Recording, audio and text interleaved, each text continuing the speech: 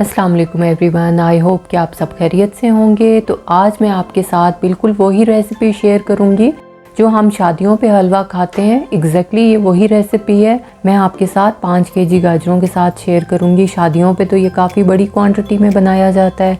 तो मैंने medium size की गाजरें ले ली थी। इसको मैंने चॉपर में चॉप कर लिया था। आपके पास अगर कद्दूकश है हाथ वाला, आप उसके साथ कर सकते हैं, लेकिन बड़े ब्लेड के साथ करना है। फिर तमाम गाजरों को कद्दूकश करने के बाद देख सकते हैं आप कितना अच्छा सा इसका बड़ा बड़ा टेक्सचर आ गया था। तो मैंने इसको 5 मिनट के लिए 5 से 10 मिनट के लिए मैंने इसको प्रेशर कुक कर लिया था।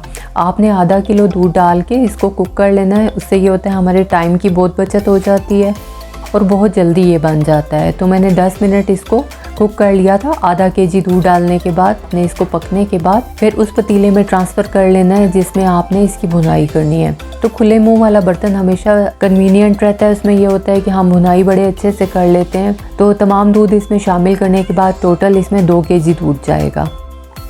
तो मैंने फिर इसको रिड्यूस कर लिया था दूध को तेज़ आंच पे, और उसके बाद फिर मैंने शुगर ऐड कर दी थी। चीनी आप अपने टेस्ट के अकॉर्डिंग डालेंगे। मैंने 1 केजी इसमें शुगर ऐड कर दी थी।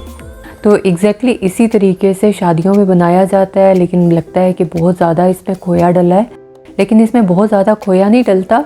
जस्ट इसमें दूध की वजह से इसका टेक्सचर बिल्कुल खोए जैसा हो जाता है, और दूध में पकने की वजह से इसमें जो वाइटनेस आती है वो बिल्कुल खोए वाला इफेक्ट देती है। आप देख सकते हैं काफ़ी यहाँ पे भी इसने अपना कलर चेंज कर दिया है। तो मैं इसको मज़ीद ड्राई करने के बाद फिर इसका एक तड़का तैयार करूँगी, यानी घी में एक तड़का लगाऊंगी जिसमें ड्राई फ्रूट सारे जाएंगे और थोड़ी सी इलायचियाँ भी इसमें मैं शामिल करूँगी। जो बादाम है उनको रोस्ट कर लूँगी मैं इसी घी में। हलवों में घी का इस्तेमाल थोड़ा ज़्यादा होता है रूटीन से ज़्यादा, तो आपने खुले हाथ से इसमें घी डालना है ताकि इसके अच्छे से बुनाई हो। तकरीबन मैंने आधा केजी घी ले लिया था और वो मैंने इस पर डाल दिया था अच्छे से तड़का बना के।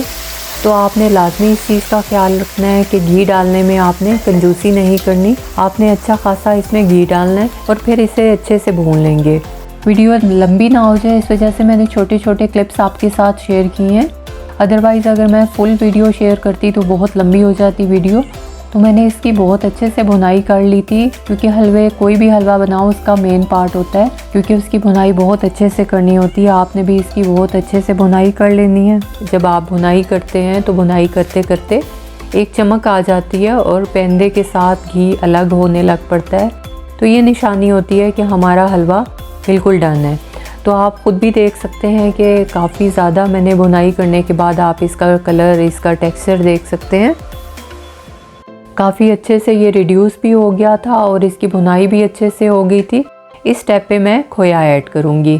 खोया अपनी मर्ज़ी से आप डाल सकते हैं, कम या ज़्यादा, या आप पे डिपेंड करता है। तो मैंने इसमें खोया डाल के फिर अच्छे से इसको हिला लिया था। तकरीबन आधा केजी से थोड़ा सा कम खोया था, क्योंकि मैंने ऊपर गार्निश करने के लिए भी रख लिया था। तो इसको जब डिश आउट करेंगे अच्छे से भूनने के बाद फिर मैं इसके ऊपर भी खोया डालूँगी।